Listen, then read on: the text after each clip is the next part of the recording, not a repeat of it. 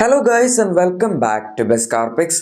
നമ്മൾ ഇന്നത്തെ വീഡിയോയിലൂടെ നോക്കാൻ പോകുന്നത് കഴിഞ്ഞ മാസം ഏറ്റവും കൂടുതൽ വിറ്റുപോയിട്ടുള്ള സബ് 4 മീറ്റർ SUVs ഏതൊക്കെയാണ് എന്നുള്ളതാണ്. നമ്മൾ പല സെഗ്മെന്റിലുള്ള വാഹനങ്ങളുടെയും സെയിൽസ് ഇപ്പോൾ നോക്കുന്നതാണ്.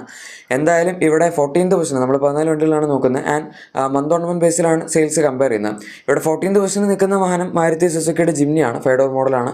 കഴിഞ്ഞ മാസം 371 വാഹനങ്ങളുടെ സെയിൽ മാത്രമേ ഇതിന് കിട്ടിയിട്ടുണ്ടായിരുന്നുള്ളൂ. നമ്മൾ 2025 മെയ്, അതായത് കഴിഞ്ഞതിന് മുന്നത്തെ മാസം നോക്കുകയാണെങ്കിൽ 682 വാഹനങ്ങളുടെ സെയിലാണ് ഇതിന് കിട്ടിയത്. 311 വാഹനങ്ങളുടെ വ്യത്യാസവും 45.6% ഡീഗ്രോത്ത് റേറ്റും ഉണ്ട്. നമ്മുടെ ലിസ്റ്റിൽ നോക്കുകയാണെങ്കിൽ ഏറ്റവും കൂടുതൽ രണ്ടാമതായി ഡീഗ്രോത്ത് പെർസെൻറ്റേജ് വരുന്ന വാഹനം ഇതാണ്. സോ അത്യാവശ്യം ഡീഗ്രോത്ത് കൂടുതലാണ്, സെയിലും പിന്നെ കുറവാണെന്നുള്ളത് നിങ്ങൾക്ക് പറയാതെ തന്നെ അറിയാമല്ലോ, അല്ലെങ്കിൽ പിന്നെ ഏറ്റവും ലാസ്റ്റ് പൊസിഷനിൽ വരില്ലല്ലോ. എന്തായാലും ഈ വണ്ടി ഇറങ്ങിയ സമയത്ത് അത്യാവശ്യം ഡിമാൻഡ് ഉണ്ടായിരുന്നു. ഇപ്പോൾ പിന്നെ ഡിമാൻഡ് കുറഞ്ഞു വരികയാണ്. ഇടയ്ക്ക് സമയത്തൊന്ന് കൂടിയായിരുന്നു, വിലയൊക്കെ അവർ നന്നായിട്ട് കുറച്ചപ്പോൾ. ഇപ്പോഴും ഡിസ്കൗണ്ട് കിട്ടും, പക്ഷേ ഇത് വാങ്ങാനുള്ളവരൊക്കെ വാങ്ങിക്കഴിഞ്ഞെന്ന് തോന്നുന്നു. ഇനിയിപ്പോൾ ആരും അധികം വാങ്ങാനില്ലത്. ഇനി നമ്മുടെ അടുത്ത 13th പൊസിഷനിൽ വരുന്ന വാഹനം റെനോയുടെ കൈഗറാണ്. ഇതിന് കഴിഞ്ഞ മാസം 755 വാഹനങ്ങൾ സെയിലാണ് കിട്ടിയത്. മെയ് മാസത്തിൽ 551 വാഹനങ്ങൾ സെയിലായിരുന്നു കിട്ടിയിരുന്നത്. അതായത് 204 വാഹനങ്ങളുടെ വ്യത്യാസവും 37.02% ഗ്രോത്ത് റേറ്റ് വന്നിട്ടുണ്ട്. ടെക്നിക്കലി നോക്കുമ്പോൾ മന്ത് ഓൺ മന്തിൽ ഇതിന് ഗ്രോത്ത് ഉണ്ട്. പക്ഷേ 785 എന്ന് പറയുന്ന ഒരു സബ് 4 മീറ്റർ വാഹനത്തെ സംബന്ധിച്ച് നോക്കുമ്പോൾ അതും ഒരു അഫോർഡബിൾ പ്രൈസ് കാറ്റഗറിയിൽ വരുന്ന വണ്ടി എന്ന രീതിയിൽ നോക്കുമ്പം വളരെ കുറവ് തന്നെയാണ്. പക്ഷേ നമ്മുടെ ഈ ലിസ്റ്റിൽ ആകപ്പാടെ ഗ്രോത്ത് വന്നിരിക്കുന്ന ഒരേ ഒരു വാഹനം ഇത് മാത്രമാണ്. ബാക്കി എല്ലാ വണ്ടികൾക്കും ഡീഗ്രോത്ത് ആണ് എന്ന് മാത്രമല്ല, അത്യാവശ്യം നല്ല ഹൈ പെർസെൻറ്റിൽ തന്നെയാണ് ഡീഗ്രോത്ത് ഉള്ളത്. ഇനി നമ്മുടെ അടുത്ത 12th പൊസിഷനിൽ നിൽക്കുന്ന വാഹനം കിയയുടെ സെറോസ് ആണ്. ഈ വണ്ടിക്ക് കഴിഞ്ഞ മാസം വെറും 774 വാഹനങ്ങളുടെ സെയിൽ മാത്രമേ ലഭിച്ചിട്ടുള്ളൂ. മെയ് മാസത്തിൽ 3611 വാഹനങ്ങളുടെ സെയിൽ കിട്ടിയതാണ്. 2837 വാഹനങ്ങളുടെ വ്യത്യാസവും 78.57% ഡീഗ്രോത്ത് റേറ്റുമാണ് വന്നിരിക്കുന്നത്. ഇതെന്തെങ്കിലും പ്രൊഡക്ഷനിൽ വന്ന പ്രശ്നമായിരിക്കും, അല്ലെങ്കിൽ ഇത്രയും ഒന്നും വ്യത്യാസം വരേണ്ട കാര്യമില്ല.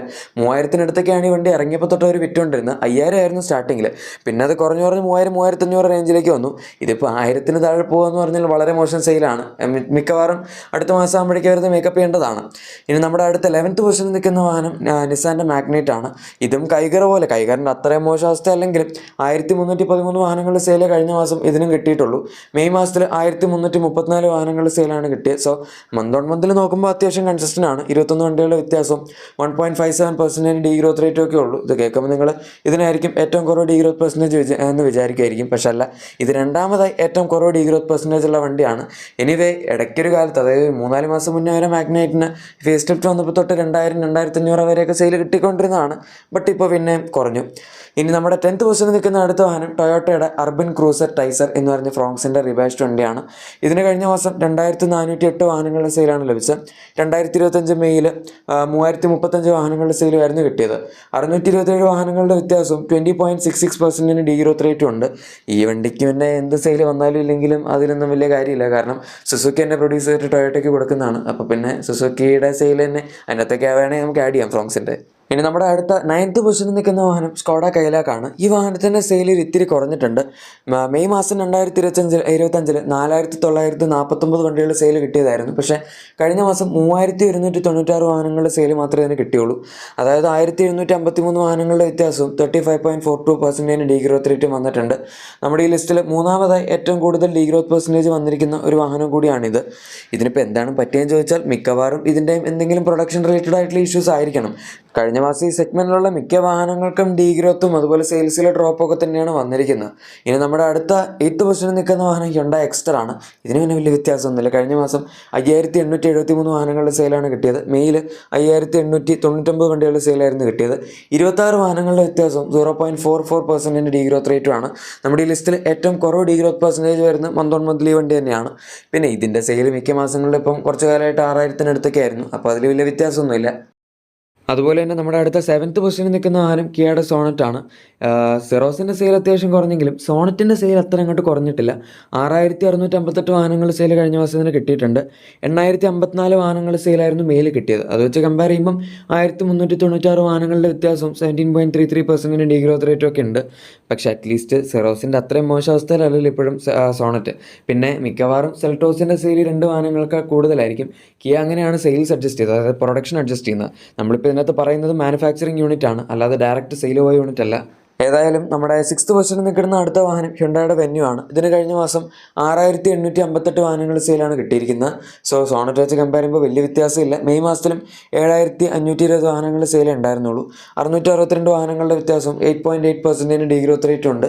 ഈ വണ്ടി പിന്നെ ഇപ്പം അത്ര നന്നായിട്ട് വിൽക്കേണ്ട കാര്യമില്ല. കാരണം ഈ സെഗ്മെൻറ്റിലുള്ള മിക്ക വാഹനങ്ങളും ഭയങ്കര അഡ്വാൻസ്ഡ് ആയി, കൂടുതൽ ഫീച്ചേഴ്സ് വന്നു.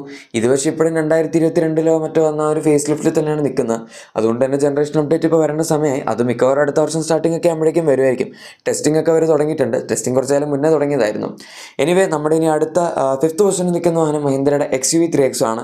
ഇതിന് കഴിഞ്ഞ മാസം 7089 വാഹനങ്ങളുടെ സെയിലാണ് കിട്ടിയത്. മെയ് മാസത്തിൽ 7952 വാഹനങ്ങളുടെ സെയിലും കിട്ടിയതായിരുന്നു. 863 വാഹനങ്ങളുടെ വ്യത്യാസം 10.85% ഡീഗ്രോത്ത് റേറ്റ് ആണ് വന്നിരിക്കുന്നത്. വലിയ കുഴപ്പമില്ല. 1000 വണ്ടികളുടെ അടുത്ത് വ്യത്യാസം മന്തിൽ വന്നിട്ടുണ്ടെങ്കിലും അത്യാവശ്യം നമുക്ക് നല്ലതാണെന്ന് തന്നെ പറയാൻ പറ്റുന്ന സെയിലാണ്. 7000-അടുത്ത് സെയിൽ കിട്ടിയിട്ടുണ്ടല്ലോ. ഇനി 4th പൊസിഷനിൽ നിൽക്കുന്ന അടുത്ത വാഹനം നമ്മുടെ മാരുതി സുസുക്കിയുടെ ഫ്രോങ്സ് ആണ്. ഇതിന് 9815 വാഹനങ്ങളുടെ സെയിലാണ് വന്നത്. മെയ് മാസത്തിൽ 13584 വാഹനങ്ങളുടെ സെയിലും കിട്ടിയതായിരുന്നു. അത് വെച്ച് കമ്പയർ ചെയ്യുമ്പോൾ 3769 വാഹനങ്ങളുടെ വ്യത്യാസം 27.75% ഡീഗ്രോത്ത് റേറ്റും ഒക്കെ ഉണ്ട്. നേരത്തെ ഇത് ചില മാസങ്ങളിൽ നമ്പർ 1 വണ്ടിയൊക്കെ ആയിട്ടുള്ളതാണ്. ആൻഡ് 15000 വരെയൊക്കെ സെയിൽ പോയിട്ടുള്ളതാണ്. അതൊക്കെ വെച്ച് കമ്പയർ ചെയ്യുമ്പോൾ 10000 ഇത്തിരി കുറവാണെന്ന് അറിയാം. ബട്ട് സ്റ്റിൽ വലിയ കുഴപ്പമൊന്നുമില്ല. ഇനി നമ്മുടെ അടുത്ത 3rd പൊസിഷനിൽ നിൽക്കുന്ന വാഹനം ടാറ്റയുടെ പഞ്ചാണ്. പഞ്ചും പഞ്ചീവി എല്ലാം ഇതിൻ്റെ അകത്തുണ്ട്. ഇതിന് കഴിഞ്ഞ മാസം 10446 വാഹനങ്ങളുടെ സെയിലാണ് കിട്ടിയിരിക്കുന്നത്. മെയ് മാസത്തിൽ 13133 വാഹനങ്ങളുടെ സെയിലും വന്നായിരുന്നു. പഞ്ചിന് 2024 നല്ല സെയിൽ ഉണ്ടായിരുന്നതാണ്. അത് ഞാൻ ഇഷ്ടംപോലെ പ്രാവശ്യം പറഞ്ഞിട്ടുണ്ട്. അതായത് 2024 ബെസ്റ്റ് സെല്ലിംഗ് വണ്ടിയായിരുന്നു. ആൻഡ് മിക്ക മാസങ്ങളിലും 17000 to 19000 ഇടയിലാണ് സെയിൽ വന്നുകൊണ്ടിരുന്നത്. 2025 തുടങ്ങിയപ്പോൾ തൊട്ട് 12000 13000 ആ റേഞ്ചിലേക്ക് പോയായിരുന്നു. പിന്നെ കഴിഞ്ഞ മാസം 10000 റേഞ്ചിലേക്കും കൂടെ പോയപ്പോഴേക്കും എല്ലാം ശുഭം. 2687 വാഹനങ്ങളുടെ വ്യത്യാസവും 20.46% ഡീഗ്രോത്ത് റേറ്റുമാണ് വന്നത്. അതുപോലെ തന്നെയാണ് നെക്സോണിൻ്റെ കാര്യം. ഇത് 24 12000 റേഞ്ചൊക്കെയാണ് വിറ്റുകൊണ്ടിരുന്നത്. ആൻഡ് 25 സ്റ്റാർട്ട് ചെയ്തപ്പോൾ 13000 14000 ആ റേഞ്ച് വരെയൊക്കെ പോയായിരുന്നു. പക്ഷേ കഴിഞ്ഞ മാസം പിന്നെയും കുറവാണ്. 11602 വാഹനങ്ങൾ സെയിൽ കിട്ടിയിട്ടുള്ളൂ. 2025 മെയ്യിൽ 13096 വാഹനങ്ങൾ സെയിൽ കിട്ടിയതാണ്. അതായത് 1494 വാഹനങ്ങളുടെ വ്യത്യാസം 11.41% ഡീഗ്രോത്ത് റേറ്റുമാണ് നെക്സോണിൽ വന്നിരിക്കുന്നത്. ഈ വണ്ടി ഇപ്പോൾ നമ്മുടെ ഈ സപ്പോമീറ്റർ കാറ്റഗറിയിൽ സെക്കൻഡ് ബെസ്റ്റ് സെല്ലിംഗ് വാഹനമാണ്.